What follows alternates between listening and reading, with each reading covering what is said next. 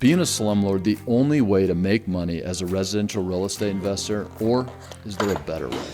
Oh! Yeah. It's gorgeous. Torch. You're going to be faced with this dilemma every time a tenant moves out. And owning 150 doors means I'm face to face with it often. And in fact, today I went out to look at 5 different rental turnovers. And if I'm the one inspecting them, that means something went bad. Now, have you ever heard of the 1% rule? What about the 70% rule or the 60% rule? Does it really even matter when a tenant leaves your place looking like this? Or this. When I started acquiring rental properties, I thought I had it made because I was renting these things out for around $1,700 a piece, and the mortgage was only costing me $1,200. That's $200 a month, baby. That's cash flow. And so what do? You just add more of them. So I added 5 on just like that. That's $1,000 a month, $200 per door.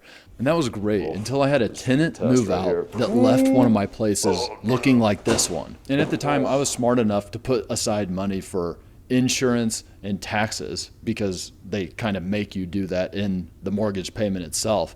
But what I wasn't putting aside money for was maintenance. Every time something goes wrong with the property, well, who do you think pays for that? It's not the tenant, it's you. And what about CapEx? Capital expenditures, like if your HVAC goes out and you have to spend $5,000, $7,000, $10,000, or your roof needs replaced and you need to spend another $10,000. What if some other big repair happens like that and you haven't put aside money for it? That's why you always put aside 10%, depending on where you're at, for taxes and insurance.